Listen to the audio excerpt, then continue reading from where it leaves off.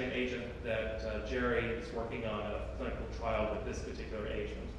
What the chemotherapy drug involves is a molecule of folate, which is the folate binding receptor is highly expressed on ovarian cancer cells, and it's linked to a chemotherapy drug.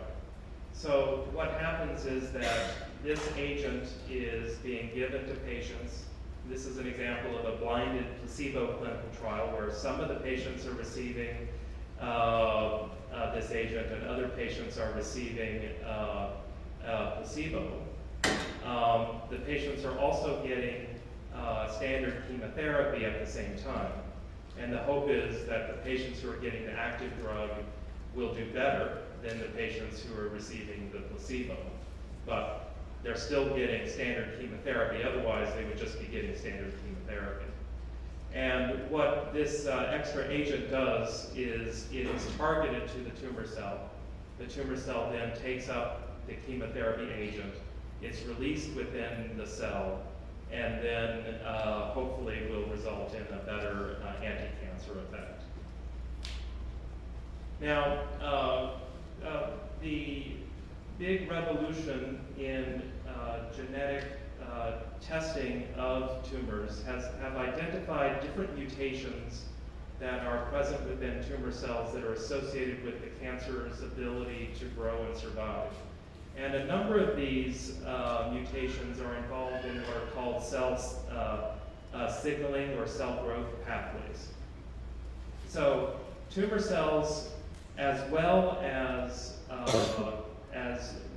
normal cells in your body, receive messages in the blood or in their environment to grow or to stop growing.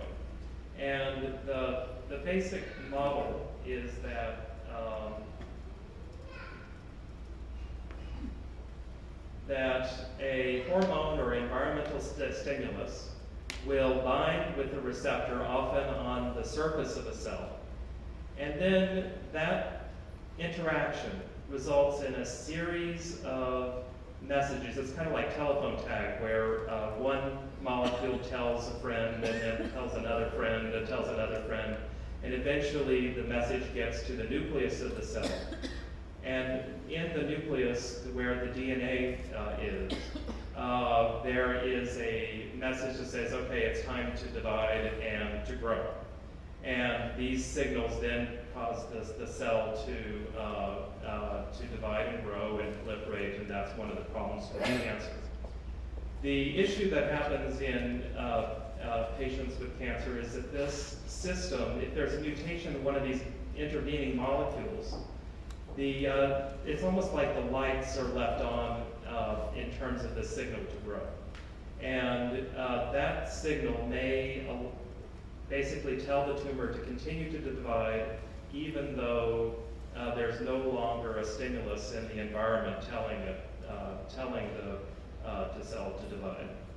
And one of the molecules that is commonly overexpressed or mutated in ovarian cancer is the PIK3CA mutation, or PI3 kinase system.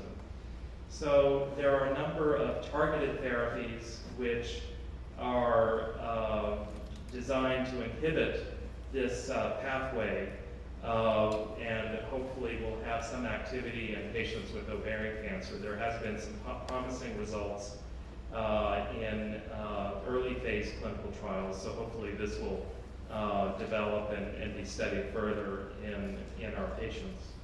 And a lot of times it turns out that you may remember we've talked a lot about how cancer is heterogeneous. Ovarian cancer is a heterogeneous disease. Many patients have high-grade cancer, but some patients have low-grade cancer. And while a diagnosis of a low-grade metastatic ovarian cancer is in some ways good because patients tend to survive longer, one of the challenges is that the standard chemotherapy doesn't work quite as well for those patients. Many of those cancers are actually dependent on these kinds of pathways, and hopefully we'll be able to identify which patients are going to be treated well with targeted therapies that instead of a standard chemotherapy, which doesn't work quite as well in those patients, will be these other kinds of pills and IV infusions will be able to target the cell signaling pathway. Okay, so now to talk a little bit about the tumor microenvironment. So we tend to think of cancer and we're often talking about the problem with cancer is the cancer cell. And certainly if you don't have a cancer cell, it's unlikely that you're not going to have cancer because there's no stimulus to develop a tumor.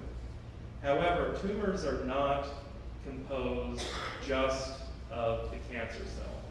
There's a lot of additional aspects to the tumor that's called the tumor microenvironment that includes blood vessels that feed the tumor cells deep within the tumor to allow that tumor to continue to grow.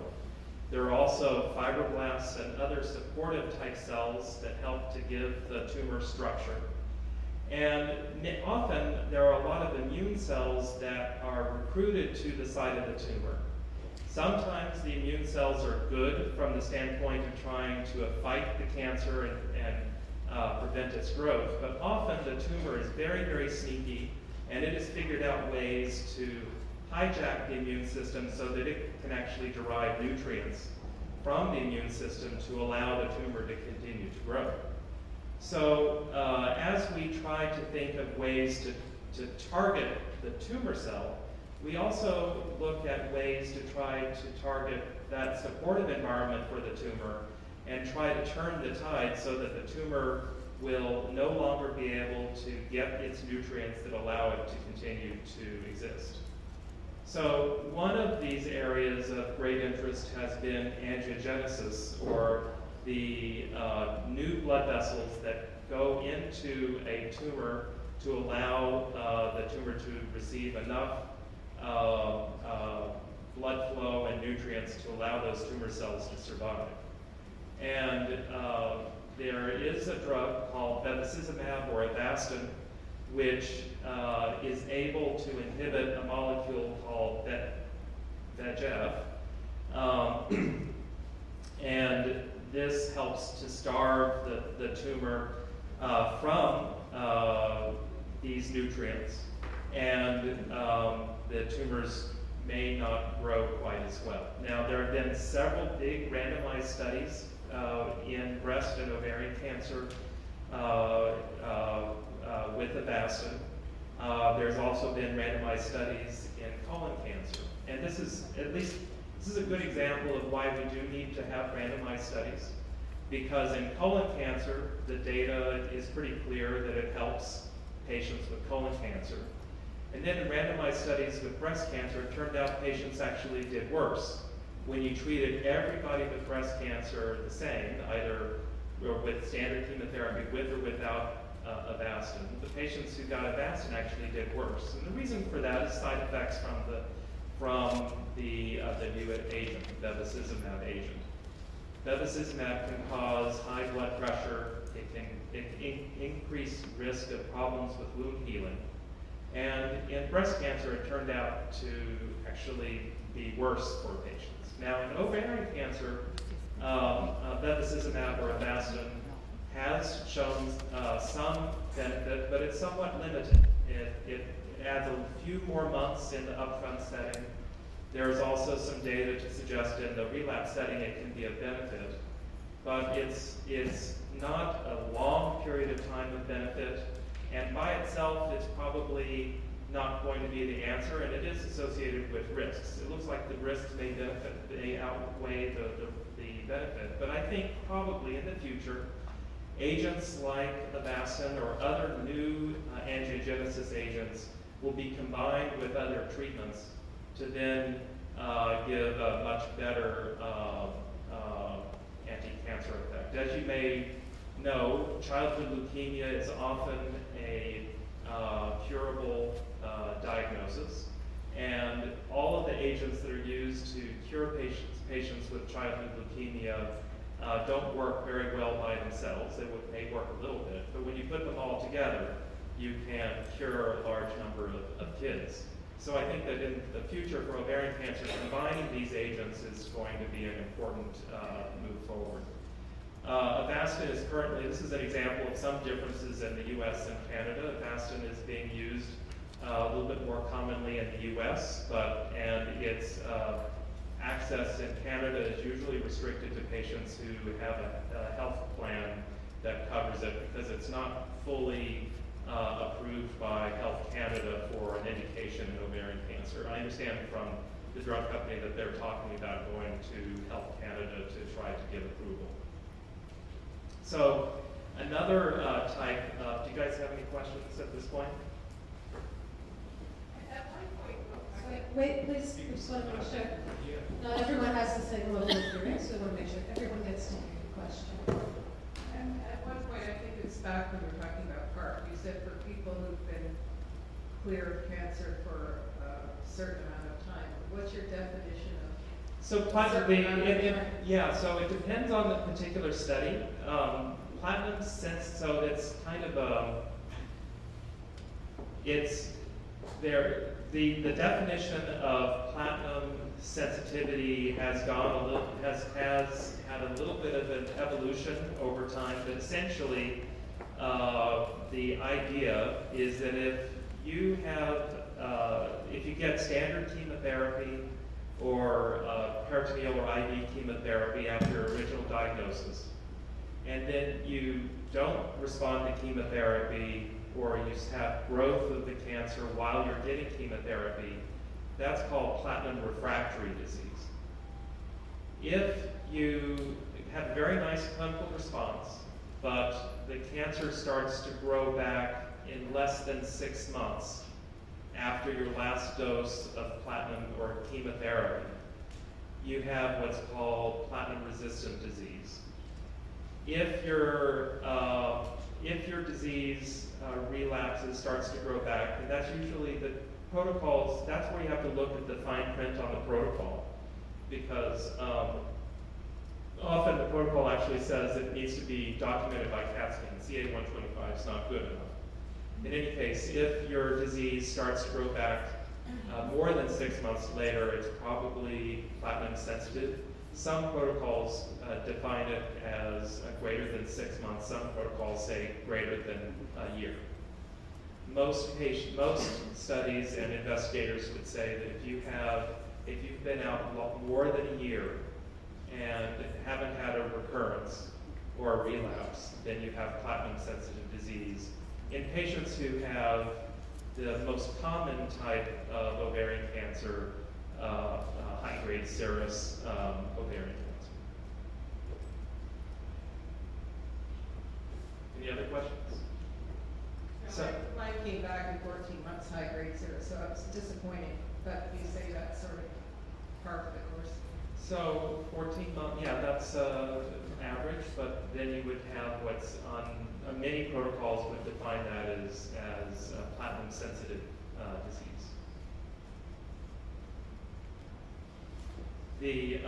So there are one idea that has been in development over the last 20 years or so is to take viruses.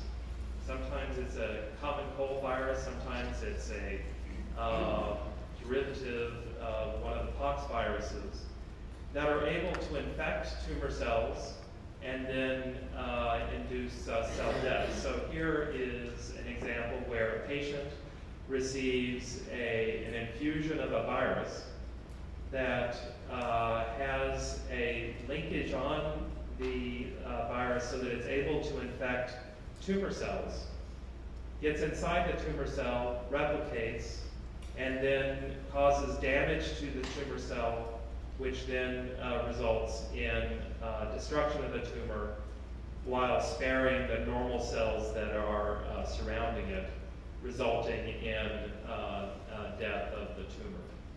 And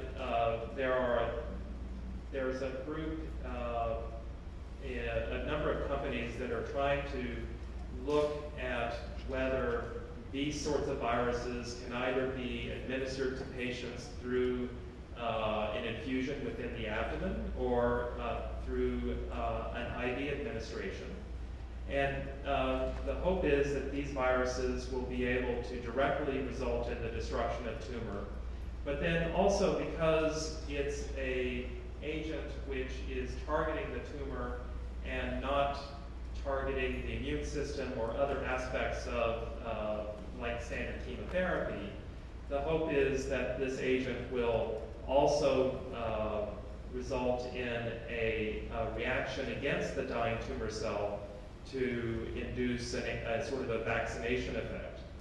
A number of these viruses that are being studied also have been genetically engineered, so they encode molecules that enhance the immune response against the tumor. And the hope is that this will help to boost an anti-cancer effect.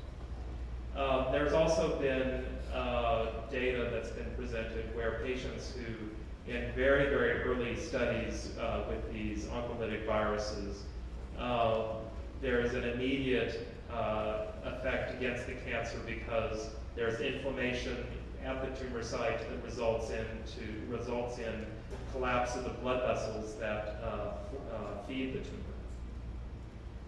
So this sort of segues now into immune therapy. The idea of targeting the immune system to fight cancer has been around for more than 100 years.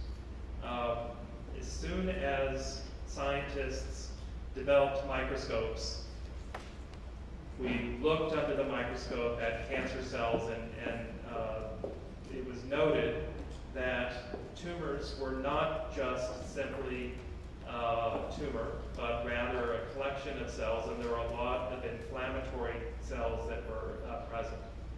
And there was a doctor around the turn of the last century, Dr. Coley, who noted that he had some patients who got very, very sick with high fevers, basically overwhelming blood infection, sepsis. And occasionally he would see patients whose tumors melted away and they got better. So he developed something called Coley's toxin, which was actually ground up bacteria that he tried to test in patients to try to induce an anti-cancer effect. And occasionally he saw some responses. However, this never became as part of the standard of care for patients because the response rates were rare, and also it was quite a toxic therapy. In the last 50 years or so, there's been a lot of attempts to try to vaccinate patients against different aspects of the tumor that are unique on the tumor but not present on normal cells. And there has been a lot of disappointing results where we didn't get